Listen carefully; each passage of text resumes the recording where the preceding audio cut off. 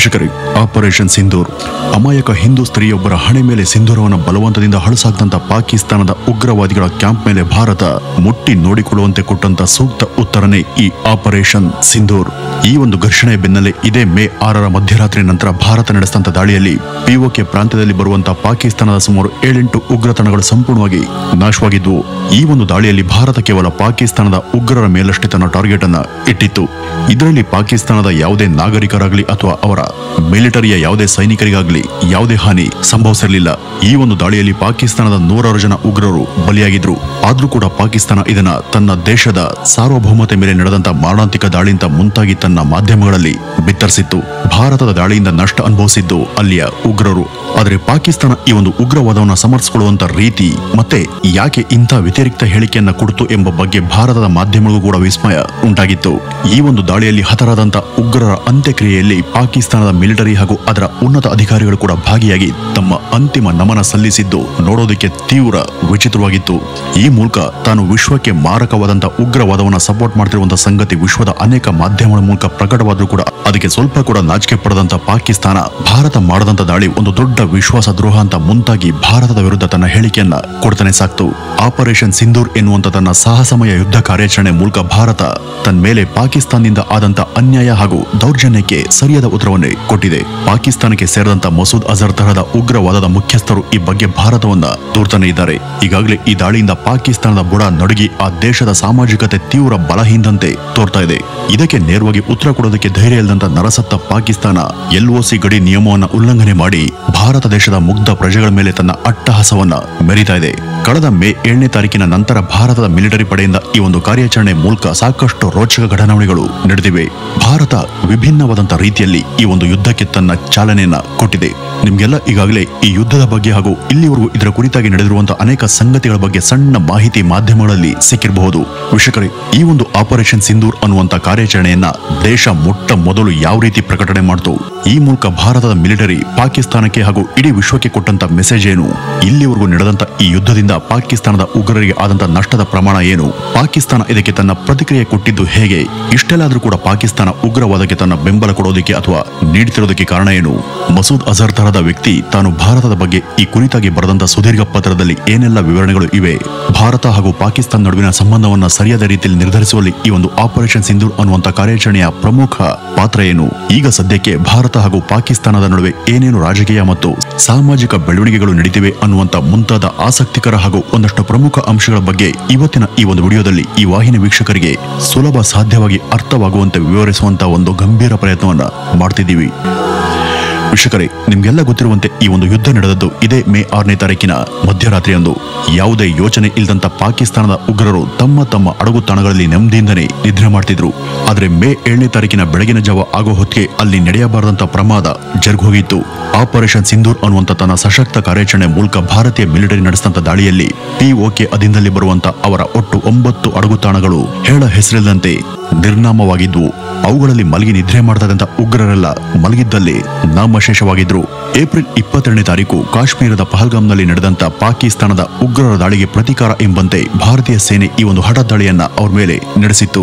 ಈ ಬಗ್ಗೆ ಮೇ 7ನೇ ತಾರೀಕು ಭಾರತೀಯ ಡಿಫೆನ್ಸ್ ಇಲಾಖೆಗಳು ಮಾಧ್ಯಮಗಳಿಗೆ ಕೊಟ್ಟಂತ ವಿವರಣೆ ಪ್ರಕಾರ ಅವತ್ತು ಮೇ 6ರ ಮಧ್ಯರಾತ್ರಿ ಸುಮಾರು 1 ಗಂಟೆ 5 ನಿಮಿಷಕ್ಕೆ ಇವರ ದಾಳಿ ಶುರುವಾಗುತ್ತೆ ಹಾಗೂ ರಾತ್ರಿ 1 ಗಂಟೆ 28 ನಿಮಿಷದ ಹೊತ್ತಿಗೆ ಅವರ ದಾಳಿ ಮುಗಿದೋಗುತ್ತೆ. ಈ ಪಾಕಿಸ್ತಾನದ ಉಗ್ರರ ನೆಲೆಗಳು ಒಂದ್ ಕಡೆ ಇಲ್ಲದೆ ಹಲವಾರು ಕಡೆ ಇವೆ. ಈ ಎಲ್ಲವುಗಳ ಮೇಲೆ ಏಕಕಾಲಕ್ಕೆ ದಾಳಿ ನಡೆಸುವಂತೆ ಈ ಒಂದು ಕಾರ್ಯಾಚರಣೆಯನ್ನ ಯೋಜಿಸಲಾಗಿತ್ತು. ಅದರಂತೆಯೇ ಮುಂದಿನ 25 ನಿಮಿಷಗಳ ಕಾಲ ಅವರ 9 ಪ್ರಮುಖ ಉಗ್ರ ತಾಣಗಳು ಧ್ವಂಸ ಆಗಿದ್ವು. 9 ಉಗ್ರರ ನೆಲೆಗಳು ಸಂಪೂರ್ಣವಾಗಿ ನೆಲಸಮಾಗಿದ್ದೇನೋ ನಿಜ, ಆದರೆ ಆ ಒಂದು ದಾಳಿಯಲ್ಲಿ ನಿಖರವಾಗಿ ಎಷ್ಟು ಜನ ಉಗ್ರರು ಸಾವನ್ನಪ್ಪಿದ್ರು ಅನ್ನುವಂತ ಬಗ್ಗೆ ತಕ್ಷಣಕ್ಕೆ ಎಲ್ಲೂ ಕೂಡ ಸೂಕ್ತ ಮಾಹಿತಿ ಸಿಗ್ಲಿಲ್ಲ. ಈ ಒಂದು ದಾಳಿಯಲ್ಲಿ ಸುಮಾರು 100 ಜನಕ್ಕಿಂತ ಹೆಚ್ಚು ಉಗ್ರರು ಸತ್ತಿರಬಹುದು ಅಂತ ಹೇಳಲಾಗ್ತಿದೆ. ಪಹಲ್ಗಾಮ್ನ ಕಣಿವೆಯಲ್ಲಿ ಆದಂತ ಉಗ್ರರ ದಾಳಿಗೆ ಪ್ರತಿಯಾಗಿ ಈ ಒಂದು ಕಾರ್ಯಾಚರಣೆ ನಡೆಸಿದ್ದಾಗಿ ಭಾರತೀಯ ಡಿಫೆನ್ಸ್ಗಳು ಮಾಧ್ಯಮಗಳಿಗೆ ಹೇಳಿಕೆಯನ್ನ ಕೊಟ್ಟಿದ್ವು. ಇದರಲ್ಲಿ ಭಾರತೀಯ ಮಿಲಿಟರಿ ಕೇವಲ ಪಾಕಿಸ್ತಾನದ ಉಗ್ರರ ಮೇಲೆ ಮಾತ್ರ ತನ್ನ ಹದ್ದಿನ ಕಣ್ಣನ್ನ ಇಟ್ಟಿತ್ತು. ಪಾಕಿಸ್ತಾನದಲ್ಲಿ ಎಲ್ಲೆಲ್ಲಿ ಉಗ್ರರಿದ್ದಾರೆ, ಯಾವ ಯಾವ ಭಾಗಗಳಲ್ಲಿ ಅವರನ್ನ ರಿಕ್ರೂಟ್ ಮಾಡಲಾಗ್ತಿದೆ, ಯಾವ ಯಾವ ಸ್ಥಳಗಳಲ್ಲಿ ಅವರಿಗೆ ತರಬೇತಿ ಕೊಡಲಾಗ್ತಿದೆ ಹಾಗೂ ಭಾರತದ ಮೇಲೆ ದಾಳಿಯನ್ನ ಮಾಡೋದಕ್ಕೆ ಇವರು ಭಾರತದ ಯಾವ ಯಾವ ಜಾಗಗಳನ್ನ ಆರಿಸಿಕೊಂಡಿದ್ದಾರೆ ಎಂಬುದನ್ನೆಲ್ಲ ಸ್ಟಡಿ ಮಾಡಿ ತನ್ನ ಸಶಕ್ತ ಮಾಹಿತಿ ಮೂಲಗಳಿಂದ ಸುಳುವನ್ನ ಪಡೆದಂತ ಭಾರತೀಯ ಸೇನೆ ಈ ಒಂದು ದಾಳಿಯನ್ನ ಸೆಟಪ್ ಮಾಡಿತು. ಈ ಒಂದು ದಾಳಿಯಲ್ಲಿ ನಿಶ್ಚಿತವಾಗಿ ಸತ್ತದ್ದು ಕೇವಲ ಉಗ್ರವಾದಿಗಳು ಮಾತ್ರ. ಅದರಲ್ಲಿ ಮುಖ್ಯವಾಗಿ ಪಾಕಿಸ್ತಾನದ ಜೈಷ್ ಇ ಮೊಹಮ್ಮದ್ ಅನ್ನುವಂಥ ಉಗ್ರವಾದ ಸಂಸ್ಥೆ ಹೆಡ್ ಕ್ವಾರ್ಟರ್ ಸಂಪೂರ್ಣ ನೆಲಸಮಾಗಿತ್ತು. ಈ ಒಂದು ಜಾಗದಲ್ಲಿ ಭಾರತ ನಡೆಸಿದಂತ ದಾಳಿಯಲ್ಲಿ ಉಗ್ರವಾದಿಗಳ ಮುಖ್ಯಸ್ಥನಾಗಿದ್ದಂತ ಮಸೂದ್ ಅಜರ್ ಎಂಬಾತನ ಸಹಚರರು ಹಾಗೂ ಅವನ ಕುಟುಂಬಸ್ಥರೆಲ್ಲ ನಿರ್ನಾಮವಾಗಿದ್ರು. ಇದಲ್ಲದೆ ಪಾಕಿಸ್ತಾನದ ಲಷ್ಕರ್ ಇ ತೊಯ್ಬಾ ಹೆಡ್ ಕ್ವಾರ್ಟರ್ ಆಗಿದ್ದಂತ ಹಾಗೂ ಅಜ್ಮನ್ ಕಸಬ್ ಹಾಗೂ ಡೇವಿಡ್ ತರಹದ ವಿಶ್ವಾಸಘಾತಕ ಉಗ್ರರಿಗೆ ಟ್ರೈನಿಂಗ್ ಅನ್ನು ಕೊಡದಂತ ಮಜಾರ್ ತೊಯ್ಬಾ ಎನ್ನುವಂತ ಟೆರರಿಸ್ಟ್ಗಳ ಕ್ಯಾಂಪ್ ಕೂಡ ಸಂಪೂರ್ಣವಾಗಿ ನಿರ್ನಾಮ ಆಯಿತು. 2008ರಲ್ಲಿ ಆಗಿದ್ದಂತ ಮುಂಬೈ ತಾಜ್ ಹೋಟೆಲ್ ಮೇಲಿನ ಬಾಂಬ್ ದಾಳಿ ಮತ್ತು ಇತ್ತೀಚೆಗೆ ನಡೆದಂತ ಪಹಲ್ಗಾಮ್ ಕಣಿವೆ ಉಗ್ರರ ದಾಳಿ ಹಿಂದೆ ಇರುವಂತ ಪ್ರಮುಖ ಉಗ್ರವಾದದ ಸಂಘಟನೆ ಈ ಲಷ್ಕರ್ ಇ ತೊಯ್ಬಾ. ಇದ್ರ ಜೊತೆ ಉಗ್ರವಾದಿ ಆದಂತ ಹಫೀಜ್ ಸಯೀದ್ ಎಂಬಾತನ ಉಗ್ರರ ಅಡಗುತಾಣ ಕೂಡ ಈ ಒಂದು ದಾಳಿಯಲ್ಲಿ ನಾಮಶೇಷವಾಗಿದೆ. ಯಾವಾಗ ಈ ಒಂದು ಕಾರ್ಯಾಚರಣೆ ಹೆಸರು ಆಪರೇಷನ್ ಸಿಂಧೂರ್ ಅಂತ ಮಾಧ್ಯಮಗಳಲ್ಲಿ ಮತ್ತು ಸೋಷಿಯಲ್ ಮೀಡಿಯಾದ ಹಲವು ಕಡೆ ಪ್ರಸಾರ ಆಯಿತೋ ಆಗ ತುಂಬಾ ಜನ ಈ ಒಂದು ಹೆಸರನ್ನೇ ಯಾಕೆ ಭಾರತೀಯ ಸೇನೆ ತನ್ನ ಕಾರ್ಯಾಚರಣೆಗೆ ಇಡ್ತು ಅಂತ ಚಿಂತಿಸಲು ಶುರು ಮಾಡಿದ್ರು. ಈ ಒಂದು ಹೆಸರಿನ ಹಿಂದೆ ಇರುವಂತ ಅಸಲಿ ಕಾರಣದ ಬಗ್ಗೆ ಖಚಿತವಾದಂತಹ ನಿಖರ ಕಾರಣ ಇದುವರೆಗೂ ಅಧಿಕೃತವಾಗಿ ಪ್ರಕಟವಾಗಿಲ್ವಾದ್ರೂ ಈ ಬಗ್ಗೆ ಭಾರತೀಯ ಫಾರಿನ್ ಸೆಕ್ರೆಟರಿ ಆದಂತ ವಿಕ್ರಮ್ ಅವರು ತಾವಾಗಿಯೇ ಮುಂದೆ ಬಂದು ಮಾಧ್ಯಮಗಳ ಮೂಲಕ ಈ ಒಂದು ಕಾರ್ಯಾಚರಣೆಯ ಮುಖ್ಯ ಕರ್ನಲ್ ಕಮಾಂಡರ್ ಆದಂತ ಸೋಫಿಯಾ ಕುರೇಶಿ ಹಾಗೂ ಮುಖ್ಯ ವಿಂಗ್ ಕಮಾಂಡರ್ ಆದಂತ ಯೋಮಿಕಾ ಸಿಂಗ್ ಅನ್ನುವಂತ ದಿಟ್ಟ ಮಹಿಳಾ ಸೇನಾನಿಗಳನ್ನ ತಂದು ಪರಿಚಯ ಮಾಡಿಸಿದ್ರು.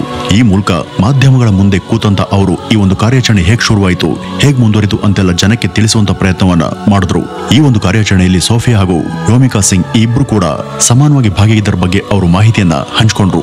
ಆದ್ರೂ ಕೂಡ ಈ ಇಬ್ರು ಮಹಿಳಾ ಸೇನಾನಿಗಳು ನಿಜಕ್ಕೂ ಈ ಒಂದು ಕಾರ್ಯಾಚರಣೆಯಲ್ಲಿ ನೇರವಾಗಿ ಭಾಗಿಯಾದ್ರ ಇಲ್ವಾ ಅನ್ನುವ ಬಗ್ಗೆ ಇದುವರೆಗೂ ಅಧಿಕೃತವಾದ ಮಾಹಿತಿ ಲಭ್ಯ ಆಗಿಲ್ಲ, ಅಥವಾ ಈ ಒಂದು ಮಾಹಿತಿಯನ್ನ ಭಾರತೀಯ ಡಿಫೆನ್ಸ್ ಇಲಾಖೆ ಇದುವರೆಗೂ ಅಧಿಕೃತವಾಗಿ ಹಂಚಿಕೊಂಡಿಲ್ಲ. ಏಕೆಂದ್ರೆ ಈಗ ಇನ್ನೂ ಕೂಡ ಯುದ್ಧ ಮುಂದುವರಿತಾ ಇದೆ, ಹಾಗಾಗಿ ಇದನ್ನ ಜನರಿಗೆ ತಿಳಿಸೋದು ಅಷ್ಟು ಸೂಕ್ತ ಅಲ್ಲ.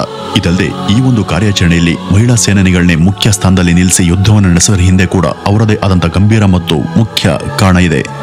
ಏಪ್ರಿಲ್ 22ರಂದು ಕಾಶ್ಮೀರದಲ್ಲಿ ಉಗ್ರರು ಅನೇಕ ವಿವಾಹಿತ ಮಹಿಳೆಯರ ಕಣ್ಮುಂದೆನೆ ಅವರ ಗಂಡಂದರನ್ನ ಬಲಿ ತಗೊಂಡ್ರು. ಒಬ್ಬ ಮಹಿಳೆಯ ಗಂಡನನ್ನ ಅವನ ಧರ್ಮ ಯಾವುದು ಅಂತ ಕೇಳಿ ಅವನ ಪ್ಯಾಂಟ್ ಅನ್ನ ಬಿಚ್ಚಿ ನೋಡಿ ಅವನೊಬ್ಬ ಹಿಂದೂ ಅಂತ ಗೊತ್ತಾದ ತಕ್ಷಣ ಯಾವುದೇ ದಾಕ್ಷಿಣ ಇಲ್ಲದೆ ಅವನನ್ನ ಶೂಟ್ ಮಾಡಿ ಕೊಂದು ಹಾಕಿದ್ರು. ಈ ಬಗ್ಗೆ ದಯನೀಯವಾಗಿ ಪ್ರತಿಭಟಿಸಿದಂತ ಆತನ ಪತ್ನಿ ನನ್ನನ್ನು ಕೂಡ ಕೊಲ್ಲಿ ಅಂತ ಕೇಳಿದಾಗ ನಿಮ್ಮನ್ನ ಸಾಯಿಸೋದಿಲ್ಲ, ನಿಮ್ಮನ್ನ ಜೀವಂತವಾಗಿ ಬಿಡ್ತೀವಿ, ಯಾಕೆಂದ್ರೆ ಇಲ್ಲಿ ನಡೆದಂತ ಎಲ್ಲವನ್ನೂ ಕೂಡ ನೀನು ನಿನ್ನ ದೇಶದ ಪ್ರಧಾನಿ ಆದಂತ ಮೋದಿಗೆ ತಿಳಿಸಬೇಕಲ್ಲ ಅಂತ ಸಾಕಷ್ಟು ದರ್ಪದಿಂದ ಹಾಗೂ ಅಮಾನುಷ ರೀತಿಯಲ್ಲಿ ನುಡಿದು ಹೊರಟಿದ್ದ. ಈ ಪಹಲ್ಗಾಮ್ನ ದಾಳಿಯಲ್ಲಿ ಸತ್ತವರಲ್ಲಿ ಹೆಚ್ಚಿನವರು ಪುರುಷರೇ ಆದ್ರೂ ಕೂಡ ಆ ಒಂದು ಭೀಕರತೆಯಿಂದ ಸಾಕಷ್ಟು ನೋವು ಮತ್ತು ದುಃಖವನ್ನು ಅನುಭವಿಸಿದ್ದು ಸ್ತ್ರೀಯರು. ಇದೇ ಕಾರಣಕ್ಕೆ ಈ ದೇಶದ ಮಹಿಳೆಯರು ಯಾರಿಗೂ ಕಡಿಮೆ ಇಲ್ಲ ಎಂಬುದನ್ನು ಸಾಬೀತುಪಡಿಸುವಂತ ಸಲುವಾಗಿ ಈ ಒಂದು ಕಾರ್ಯಾಚರಣೆಯಲ್ಲಿ ಇಬ್ರು ಮಹಿಳಾ ಕಮಾಂಡರ್ಗಳನ್ನ ಉದ್ದೇಶ ಪೂರ್ವಕವಾಗಿ ತಾವು ನೇಮಿಸಿದ್ದಾಗಿ ಅವರು ಮಾಧ್ಯಮಗಳ ಮುಂದೆ ತಿಳಿಸಿದ್ರು. ವೀಕ್ಷಕರೇ, ಇಡೀ ವಿಶ್ವನೇ ಭಾರತ ಇಲ್ಲಿ ಯಾವ ರೀತಿ ಕ್ರಮವನ್ನು ಕೈಗೊಳ್ಳುತ್ತೆ ಅಂತ ಕಾತುರತೆಯಿಂದ ಕಾದಿತ್ತು. ಅದರ ನಿರೀಕ್ಷೆಗೆ ಭಾರತ ಸರಿಯಾದ ರೀತಿಯಲ್ಲಿ ಉತ್ತರವನ್ನ ಕೊಟ್ಟಿತ್ತು.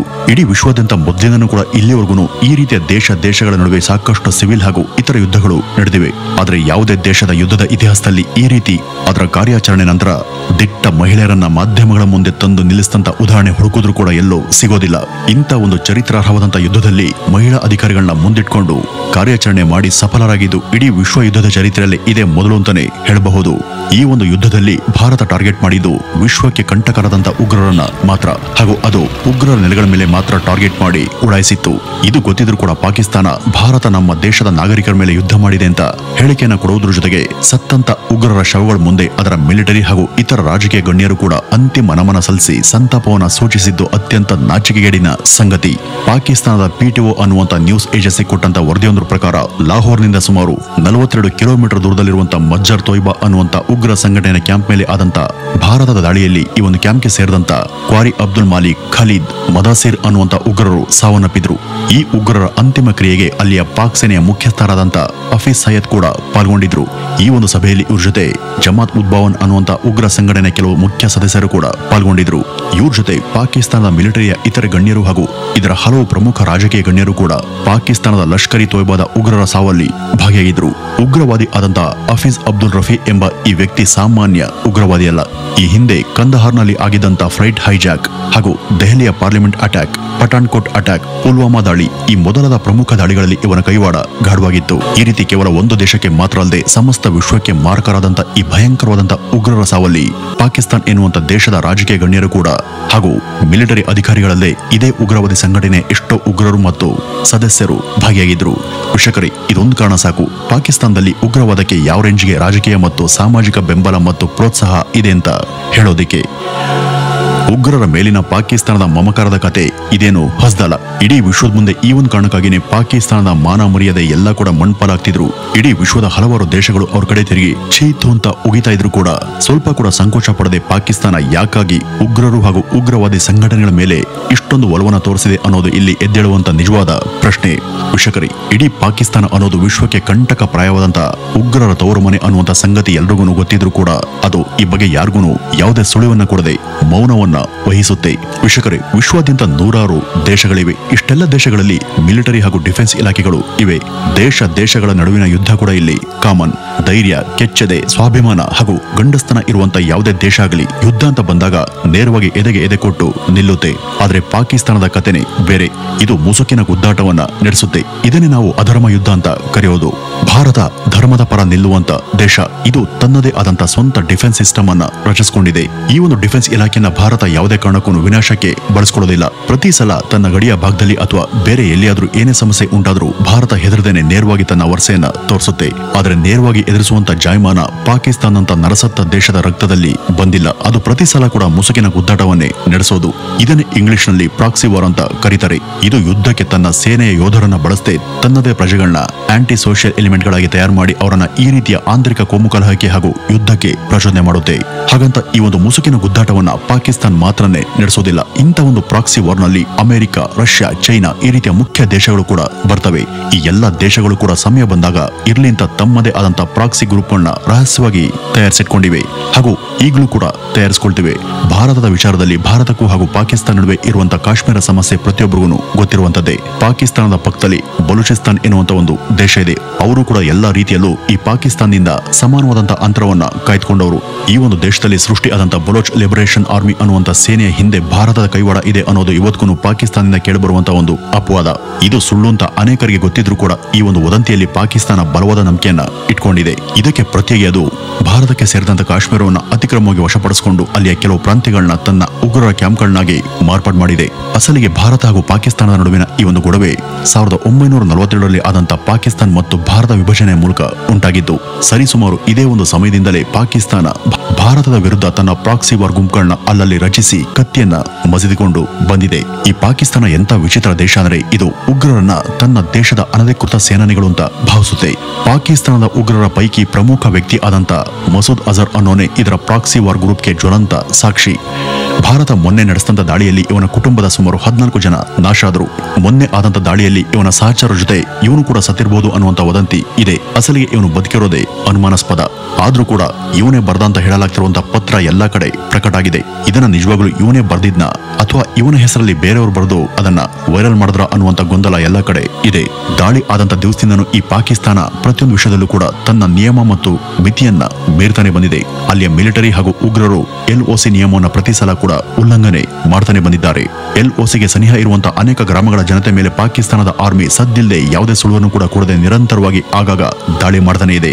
ಈವರೆಗೂ ಸಿಕ್ಕಿರುವಂತಹ ಅಧಿಕೃತ ವರದಿಗಳ ಪ್ರಕಾರ ಪಾಕಿಸ್ತಾನದ ಆರ್ಮಿಯಿಂದ ಆಗಿರುವಂತಹ ದಾಳಿಯಿಂದಾಗಿ LOC ಗಡಿಯಲ್ಲಿ ಬರುವಂತಹ ಸುಮಾರು 13 ಜನ ಭಾರತೀಯ ಕಾರ್ಮಿಕರು ಅಸುನೀಗಿದ್ದಾರೆ ಹಾಗೂ ಸುಮಾರು 50ಕ್ಕೂ ಹೆಚ್ಚು ಜನರು ಗಂಭೀರವಾಗಿ ಗಾಯಗೊಂಡಿದ್ದಾರೆ ಅಂತ ಹೇಳಲಾಗ್ತಿದೆ. ಅದಲ್ಲದೆ ಜಮ್ಮು ಕಾಶ್ಮೀರದ ಪೂಂಚ್ ಎಂಬ ಸ್ಥಳದಲ್ಲಿ ಕೂಡ ಯುದ್ಧದ ಘರ್ಷಣೆಗಳು ನಿರಂತರವಾಗಿ ನಡೆದಿವೆ. ಭಾರತಕ್ಕೆ ಸೇರಿದಂತ ಪಂಜಾಬಿನ ಅಮೃತಸರ ಮತ್ತು ಜಲಂಧರ್ ಅನ್ನುವಂತ ನಗರಗಳಲ್ಲಿ ಪಾಕಿಸ್ತಾನಕ್ಕೆ ಸೇರಿದಂತ Air-15 ಏರ್ ಮಿಸೈಲ್ಗಳು ಯಾವುದೇ ಸೂಚನೆ ಕೊಡದೆ ನಿರಂತರವಾಗಿ ಬಾಂಬ್ ಅನ್ನು ಎಸೆಯುವಂತ ಕಸರತ್ತನ್ನ ನಡೆಸ್ತಾನೆ ಇವೆ. ಆದ್ರೆ ಇತ್ತೀಚೆಗೆ ಭಾರತದ ಡಿಫೆನ್ಸ್ ನಿಂದ ಹೊರಟಂತ ಮಿಸೈಲ್ಗಳು ಶತ್ರು ದೇಶದ ಈ ಮಿಸೈಲ್ಗಳನ್ನ ಸಂಪೂರ್ಣವಾಗಿ ಉಡಾಯಿಸಿವೆ. ಇನ್ನು ಈ ಬಗ್ಗೆ ನ್ಯಾಷನಲ್ ಸೆಕ್ಯೂರಿಟಿ ಮುಖ್ಯಸ್ಥರಾದಂತ ಅಜಿಲ್ ದೋಹಲ್ ಕೂಡ ದೇಶದ ಆಂತರಿಕ ಹಾಗೂ ಬಾಹ್ಯ ಭದ್ರತೆಗೆ ಧಕ್ಕೆ ಒದಗಿಸಿದ್ರೆ ಅದನ್ನ ನೋಡ್ತಾ ಸುಮ್ಮನೆ ಕೂರೋದಕ್ಕೆ ಸಾಧ್ಯ ಇಲ್ಲ ಅಂತ ಪಾಕಿಸ್ತಾನದ ದಾಳಿಗೆ ಪ್ರತ್ಯುತ್ತರವನ್ನ ಕೊಟ್ಟಿದ್ದಾರೆ.